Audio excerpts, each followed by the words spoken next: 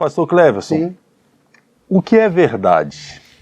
Será que falar em verdade em um tempo de relativização de tudo não soa um tanto quanto ofensivo e presunçoso? O que é verdade? Bom, já começamos quentes, né? É um assunto realmente palpitante. É a pergunta que Pilatos fez a Jesus, né? Lá em João 18, 37, 38.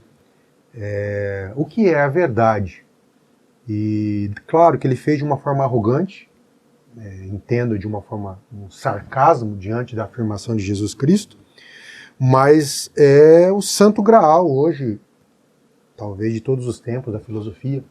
A questão da verdade, a questão do problema do mal, é algo que tem desafiado os sábios desde a época antiga até agora, se debruçado, debatido. E a gente pode falar um pouco, baseado na Bíblia, do que consideramos a verdade. Eu acho que para falar da verdade tem que pensar o seguinte: primeiro, eu existo. Eu existo. E eu tenho consciência da minha existência. Segundo, a realidade existe. Então é inegável. Eu estou dentro de uma realidade. E essa realidade, ela é anterior a mim. Então eu cheguei dentro de uma realidade. Eu não sou autoexistente. Eu cheguei agora dentro de um contexto que já existe há milhares de anos. Eu penso, eu raciocino, eu questiono, eu interajo com essa realidade à minha volta, com esse mundo à minha volta. Eu recebo informações e eu influencio essa realidade e essa realidade me influencia. Bom, pois bem, dentro desse contexto, eu recebo informações dessa realidade através dos meus sentidos, eu processo essa realidade através da minha mente, através do meu entendimento, aquilo que Paulo fala muito sobre a mente, sobre entendimento. Lá no conceito judaico já era o coração, lebá. Eu recebo isso no meu coração, eu processo isso e eu faço um juízo sobre essa realidade à minha volta. Eu emito uma posição, eu emito uma manifestação sobre essa realidade.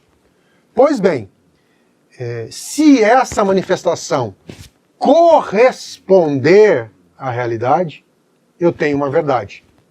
É assim que eu penso. Ou seja, verdade é tudo aquilo que corresponde à realidade, que corresponde ao que é de fato. Por que eu digo isso? Porque como eu sou antes, ou seja, como eu sou depois da realidade, como eu entrei na realidade através do meu nascimento e crescimento, as coisas existem antes de mim. Então, elas existem independente de mim. Não fui eu que criei as coisas.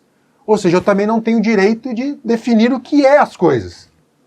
Eu não tenho direito de dizer, de alterar o significado das coisas. Não fui eu que fiz isso, não fui eu que criei, nem eu mesmo me autocriei. Então, diante disso, a verdade não tem relação com aquilo que eu acho, que eu penso, que deveria ser, que deveria acontecer, mas tem relação com aquilo que exatamente é. Por isso que eu entendo que o ser humano, ele, pelas suas limitações temporais, ele é limitado no tempo e espaço, pelas suas limitações intelectuais. No caso da Bíblia, temos a questão das capacidades humanas serem influenciadas, né? Como diz o efeito noéticos do pecado, né? Não tem a ver com Noé, noético de mente, né? Nós temos dificuldade em compreender a verdade. Porque para compreender a verdade, eu teria que ter uma visão do todo. E isso eu não tenho, eu sou limitado. Eu tenho a minha visão, a minha audição, o meu intelecto, é tudo limitado. Então, o que o ser humano faz, ele empreende uma busca pela verdade. Diz os estudiosos que o ser humano ele não alcança a verdade nesse aspecto, mas ele busca. Desde o começo dos tempos, buscas pela verdade. Os gregos buscavam a aletheia, né? A verdade, que diziam que ela teria que ser buscada através aí do intelecto humano. Veio a gnose né, os gnosticistas dizendo que também a verdade se alcançaria por um conhecimento reservado a alguns escolhidos. Depois entramos na Idade Média, onde a verdade estava relacionada com a ontologia, com o ser, também a busca pela verdade através da filosofia. Depois entramos na Idade Moderna, em que a verdade chegou à conclusão, ou naquela vertente, naquele momento histórico, em que a verdade só poderia ser alcançada pela razão humana. A razão é um instrumento autônomo de alcançar a verdade. Com o tempo isso desmoronou, a razão não conseguiu alcançar a verdade. Veio aí Nietzsche, eu acho que foi o precursor de tudo, que essa verdade como o ser humano não podia alcançar porque não existia. Veio o niilismo, o existencialismo, que a verdade seria produzida dentro de mim mesmo, na busca por um sentido na vida, e chegamos hoje, depois aí do desencantamento com a razão, no momento que vivemos hoje, em que é o relativismo, em que a verdade não existe, ou na pós-verdade, que a verdade eu construo, eu digo que é verdade, eu defino que é verdade, eu entendo que é verdade, e vai ser assim, você tem que me engolir dessa forma. Então, neste aspecto, eu vejo que o ser humano é muito limitado nisso, na verdade. Neste caso, eu entendo, e biblicamente eu entendo que se a verdade, se alguém não me conduzir à verdade, se alguém não me revelar a verdade, meu querido ouvinte aí, eu não consigo atingir a verdade. Eu fico muito impressionado com as palavras de Jesus lá em João 16, que diz que quando o Espírito Santo vier, ele vos revelará a verdade. Ou seja, eu não tenho condições de descobrir a verdade porque eu sou extremamente limitado. Eu sou, e o ser humano em si é limitado. Mas há uma ajuda que me revela a verdade e que me diz o que é a verdade e com a correspondência com a realidade. Essa correspondência, eu tenho o Espírito Santo que me diz. Por isso que, na cosmovisão cristã, eu não pergunto ou eu não busco o que é a verdade. Mas na cosmovisão cristã eu tenho quem é a verdade. A verdade para mim não é o que, não é o qual, mas é uma pessoa, que é Cristo. Cristo, ele diz, eu sou a verdade e a vida. Então, ele é essa correspondência completa e plena com a realidade. E através disso, de Cristo, eu posso enxergar a realidade de forma correta. Excelente. Sua resposta chega a ser poética. É a forma como entendo, né? Essa questão da verdade, que é uma questão muito complexa. Pastor, sim. O senhor citou aí que impera o relativismo. Sim. Né? Impera o relativismo. Talvez essa seja a expressão mais usada hoje no meio acadêmico, nas universidades. Não existe mais a verdade absoluta, sim, tudo é relativo. Aquilo que é verdade para você não necessariamente é verdade para mim, e vice-versa. Na condição de pregador, o senhor como pregador, o senhor não acha que o pregador vive um dilema? Porque ele vai pregar conceitos que ele entende como verdades absolutas, e conceitos esses que podem ferir suscetibilidades. Sim. Em algum momento ele pode parecer ofensivo, porque ele vai pregar que nós somos pecadores, ele vai pregar que nós precisamos de um Salvador, ele vai pregar que Jesus é a verdade, ele vai pregar que existe a verdade, ele vai confrontar esse conceito do relativismo. E o senhor concorda que existe esse dilema na vida do pregador? E como o senhor lida com esse dilema, sendo o senhor um pregador? Bom, vamos lá, vamos tentar dividir as perguntas em partes, tá? Quanto ao dilema, eu entendo que ele exista, e respeito muito, né, os companheiros de ministério que enfrentam esse dilema. Porque eu, no meu caso, pessoalmente aqui, né, eu não sou integralizado ao ministério, sou um pastor auxiliar, estou aqui, tenho o trabalho no dia a dia, tento cooperar com aquilo que me faz. Então, esse dilema para mim não é tão problemático. Por quê? Porque eu assumo o compromisso de ir lá e pregar a palavra. Se amanhã ou depois, por qualquer motivo, a direção da minha igreja entender que eu não tenho que pregar mais, isso terá efeito pouco prático em cima de mim.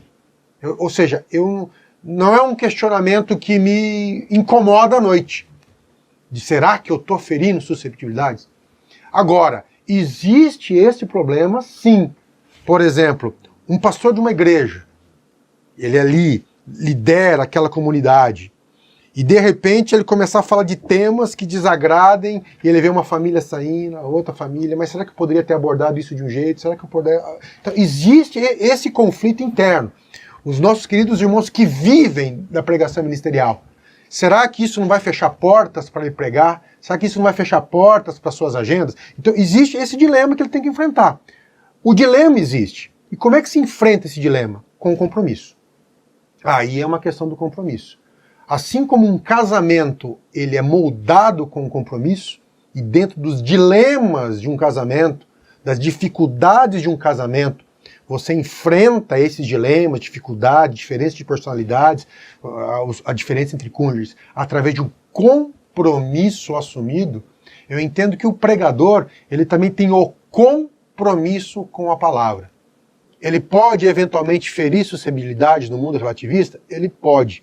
Mas o compromisso que ele assumiu com Deus, com a igreja e com o semelhante, ou o compromisso que ele assumiu com a verdade, que é Cristo, como nós dissemos na primeira pergunta, ela deve sobrepor qualquer temor de ferir susceptibilidades. Agora, esta pergunta, ela deve ser temperada, esse dilema, ou esse compromisso, temperado com sabedoria e mansidão. Porque uma coisa é eu falar a verdade, a outra é como eu falo a verdade. Uma coisa é eu defender a verdade de forma belicosa, intolerante. Outra coisa é eu defender a verdade em amor. Porque Paulo fala que ainda falasse a língua dos homens e dos anjos e não tivesse amor, nada valeria. O apóstolo Paulo recomenda lá a Timóteo dizendo que não convém ao servo de Deus contender. Não convém entrar em discussões, em debates belicosos, mas antes ser manso para com todos, ensinando com mansidão, esperando que Deus, com a sua misericórdia, convença as pessoas do erro.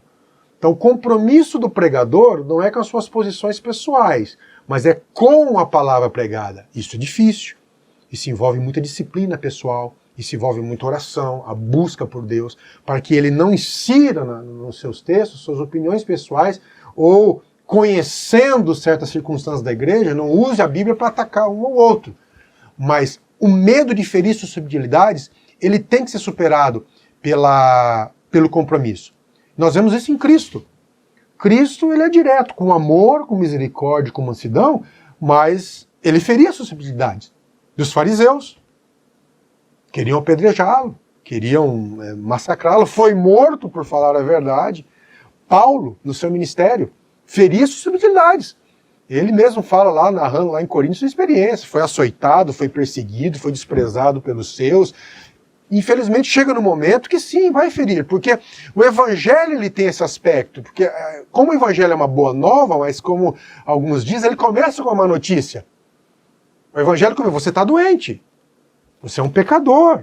Não só você, todos nós somos.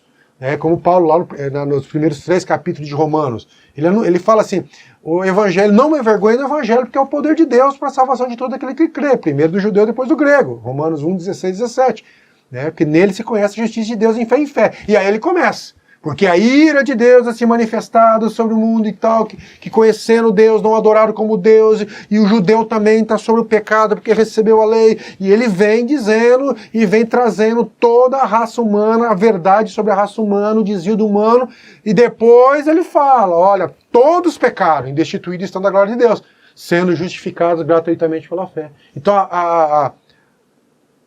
eu só posso levar a pessoa à cura se ela reconhecer que está doente. Então o evangelho traz isso. E às vezes fere, realmente fere. No mundo como é hoje, em que qualquer coisa, em que cada um tem a sua verdade, e veja bem, olha que eles falam que às vezes a gente é presunçoso em dizer que estamos falando a verdade, mas o relativismo é mais presunçoso ainda. Eu tenho minha verdade, você tem que engolir essa verdade e você não pode falar contra ela. Você não pode falar contra ela. O evangelho não, você está aqui, A história do cristianismo é uma história de ataques contra a mensagem do evangelho. Mas é uma história que o Evangelho, ele continua dizendo, você tem o direito de pensar como você pensa.